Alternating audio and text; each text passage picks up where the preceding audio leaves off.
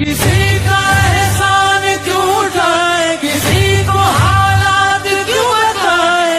حرام ہو جس نے قرآن کے حلال کو حلال سمجھا اور جس نے قرآن کے حرام کو حرام جانا. اس کو غور سے سنیے گا، سارے لوگ سنیے گا. جس نے حلال کو حلال جانا، حرام کو حرام سمجھا، اس کے ماں باپ کے سر پہ عزت کا وہ تاج رکھا جائے گا قیامت کے دن کہ جس تاج کی چمک کے سامنے دنیا کے سورج کی چمک پھیکی پڑ جائے.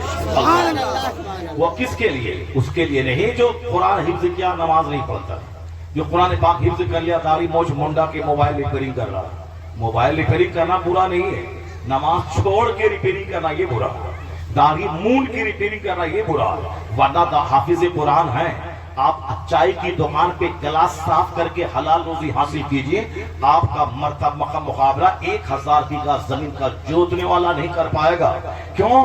زمین کا جوتنے والا زمیندار کہلاتا ہے اور عالم دین نائب رسول کہلاتا ہے. تو زمیندار ہونا اور ہے، نائب پیغمبر ہونا اور ہے. نائب پیغمبر ہونا اور ہے. تو یہ منصب جو ہے اس منصب کا مقابلہ ہی نہیں ہے. یہ منصب بہت بڑا منصب ہے. اس لیے میں کہنا چاہتا ہوں کہ سارے ایک حاجی اپنے خاندان کے 10 لوگوں کو بخشوا کے لے جائے. ایک حافظ اپنے خاندان کے 10 لوگوں کی بخشش کروائے گا. ایسے لوگ جن پر جہنم واجب ہو چکا ہوگا، جس کا ان کا چچا، ان کا پھوپھا، ان کی دادی، ان کی نانی، ان کی خالہ، ان کی ماں، ان کی بہن، اپنے خاندان کے 10 لوگ جن پر ان کی بدعملی کی وجہ سے دوزخ واجب ہو چکی ہوگی، ان کو ایک باعمل حافظ بخشوا کے جنت لے جائے گا. میں نے ایک جملہ میں صاف کر دیا، باعمل حافظ جو قرآن پڑھتا ہو، قرآن پر عمل کرتا ہو، یہ اپنے خاندان کے 10 جہنمیوں کو بخشوا کے جنت لے جائے گا. لیکن چونک جائیں گے کہ آپ ایک حاجی جس کا حج قبول ہو گیا ہو، وہ حاجی اپنے خاندان کے 10 لوگ نہیں، اپنے خاندان کے 400 لوگوں کی شفاعت کروا کے اپنے ساتھ جنت لے جائے گا. اللہ، کتنا بڑا مقام ہے ایک حاجی کا. 4 نہیں 400 لوگوں کو، 400 لوگوں کو بخشوا کے اپنے ساتھ جنت لے جائے گا. جتنے لوگ حاجی کا استقبال کریں گے، جتنے لوگ ان کو روانہ کریں گے، جتنے لوگ ان کو اپنے دسترخوان پہ کھانا کھلائیں گے، جتنے لوگ حاجی کے واپس آنے کے بعد ان کا ہاتھ راستے میں چومیں گے. حاجی جب حج سے واپس آتا ہے، گھر میں گھسنے سے پہلے بخشایا ہوتا ہے. اسی لیے گھر پہ آ کے حاجی کا استقبال نہ کریں. گھر میں آنے کے بعد ہر ایک منٹ کے بعد گناہ شروع ہو جائے گا. گھر میں حاجی صاحب ہیں، بیٹی جینس ٹی شرٹ پہن رہی ہے اور بیٹی کو اجنبی مرد اس کو تاک جھانک کر کے دیکھ رہا ہے، اور پھر یہ حاجی صاحب ہیں اپنی بیٹی کو روک نہیں پاتے ہیں. ان کا بیٹا جینس ٹی شرٹ پہنتا ہے، نماز چھوڑتا ہے. ایک وقت کی نماز چھوڑنا حرام اور گناہ کبیرہ ہے، مگر یہ حاجی صاحب بول نہیں سکتا اس کو، چونکہ بیٹا ڈانٹ دے گا ان کو. گھر آنے کے بعد تو بے شمار لفظ شروع ہو جاتے ہیں. اسی لیے جب تک حاجی گھر میں قدم نہ رکھے، اس سے ملاقات کیجئے اور ان سے اپنے لیے اور اپنے ماں باپ کی بخشش کی دعا کروائیے اور کہیے کہ دعا کریں، چونکہ حاجی بخشایا ہوتا ہے. راستے میں ملاقات کریں، ان سے ملاقات کریں، محبت کا اظہار کریں. اگر انہوں نے آپ سے بھی محبت کیا اور ان کا حج قبول ہو گیا تو وہ 400 آدمی جو بخشوائے جائیں گے ان کے صدقے میں، ان 400 میں آپ کا نام بھی لکھا چلا جائے گا. بولے کیا زور سے سبحان اللہ. کہ وہ کون حاجی ہے جو 400 لوگوں کو بخشوا کے اپنے ساتھ جنت لے جائے گا. آپ آخر تک رہیں گے نا آپ ادھر سے میں سلام تک رہیں گے نا، دعا تک شریک رہیں گے نا. ابھی تقریر ہماری 2 گھنٹے سے کم تو ہوتی نہیں ہے، اور 2 گھنٹے کے بعد پھر وہاں نعت خوانی ہوگی ہمارے شہباز بھائی کی. آج شہباز بھائی پھنسے ہیں، پہلے وہ 2 گھنٹہ 1 گھنٹہ کلام پڑھ کے چلے جاتے تھے اور ہم لوگوں کو تقریر کے ٹائم میں شاعر لوگ نہیں رہتا تھا. لیکن آج سب بیٹھے ہوئے ہیں، افضل بھائی بھی بیٹھے ہیں اور صاحب شہباز بھائی بھی بیٹھے ہیں، سب بیٹھے رہیں اور تقریر سنیں 2 گھنٹہ، اس کے بعد پھر نعت خوانی آپ کو بھی. سبحان اللہ سبحان اللہ. میں نے ایسے ہی بول دیا آپ کو، شہباز بھائی اس نعت خواں کا نام ہے جو 1 گھنٹہ نعت پڑھنے کے بعد 2 گھنٹے بیٹھ کر اس فقیر کی گفتگو سماعت کرتا ہے. سبحان اللہ. یہی وجہ ہے کہ آج تک میں نے کسی شاعر کو بہت کم ہی دیکھا کہ جہاں نماز پڑھنے میں مسجد جا رہا ہوں تو وہ بھی ساتھ مسجد نماز پڑھنے جائیں راستے میں. بہت سارے لوگ ہاں حضرت آپ نماز پڑھ آئیے میں ذرا موبائل چلا رہا ہوں. وہ موبائل چلا رہا, یہ شاعر کو دیکھا مگر یہ وہ شاعر ہے افضل مظفر پوری, اور یہ کہ میں مغرب پڑھنے راستے میں گیا تو یہ دونوں بھی گئے اور وضو کیا اور باضابطہ مغرب کی نماز ادا کی. سبحان اللہ سبحان اللہ سبحان اللہ. نماز پڑھ کے نعت پڑھے گا, ان کا ایک ایک جملہ سینہ کو چھلی کر دے گا. سبحان اللہ. مدینے کا سچا عاشق بنا دے گا. آج جو دن بھر گٹکا کھایا ٹرین میں اور پلین میں, دن بھر گٹکا کھایا وہ کمرے میں, اور آ گیا اسٹیج پر نعت پڑھنے کے لیے, اس کی نعت سے محبت رسول نہیں. پہلے ان کو کہا جائے کہ نعت پڑھنے کا سلیقہ سیکھو. تم تو شعر سنتا ہے ہزار بار, بشویم دہن ز مشک و گلاب, خلوص نامی تو گفتن کمال بے عزیز. یہ ہمارے مولانا مصباح مظفر صاحب سے پوچھ لیجیے اس شعر کا مطلب کیا ہوا. اس شعر کا مطلب یہ ہوا کہ 1000 بار اپنے منہ کو گلاب سے دھو, اس کے بعد نبی کا نام لوں, تو یہ بھی ڈسپلین کا حق ادا نہیں ہو پائے گا. سبحان اللہ سبحان اللہ. بچو یم دہن ز مشک و گلاب, 1000 بار منہ کو میں گلاب سے دھوں, پھر بھی نبی کا نام لینا یہ بے ادبی ہے.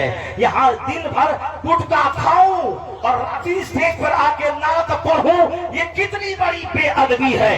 اس لیے اگر سچا عاشق رسول نعت خواں بننا چاہتا ہے تو طلاق دے دے گٹکا کو, طلاق دے دے سوتی کو, طلاق دے دے کھینی کی بدبو کو. اس کے بعد وضو کر, زبان میں گلاب ڈال اور اسٹیج پہ آ کے نبی کی نعت پڑھ, پھر دیکھنا 2 4 5 عاشق رسول مدینے کا پکا عاشق بن جائے گا, اور دیوانوں کی ایک جماعت اٹھا کرے گی.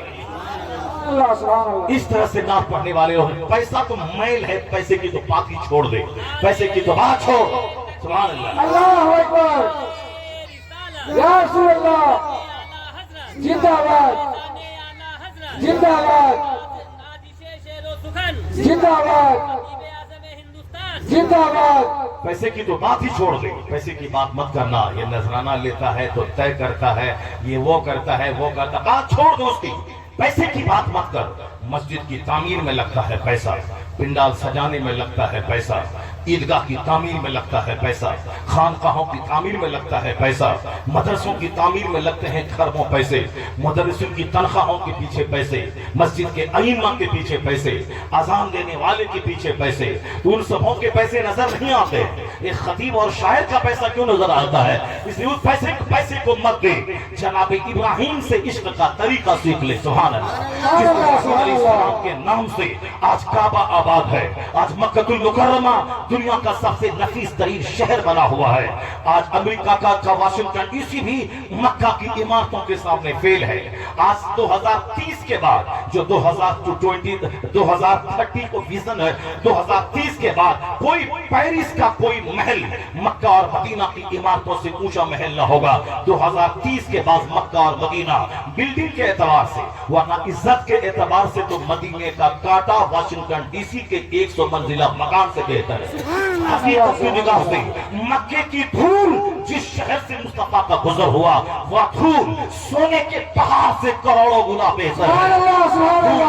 جو دھول سرکار کا گزر ہوا ہے وہ دھول محترم ہے, وہ ریسپیکٹیبل ہے, قابل احترام ہے. اور پھر بظاہر عمارت کے اعتبار سے بھی پیرس کی عمارتیں مکہ مدینہ کی عمارتوں کے سامنے فیل ہو جائیں گی. 2030 کے بعد جا کے مکہ اور مدینہ کی محلوں کو دیکھا جائے, وہاں کے 5 اسٹار ہوٹل کو دیکھا جائے, اور وہ دن یاد کرے کہ جس دن ایک آدمی نہیں تھا مکہ میں, ایک گھر نہیں تھا مکہ میں, ایک درخت سایہ دار نہیں تھا کہ آپ وہاں رہ سکے اس مکہ میں.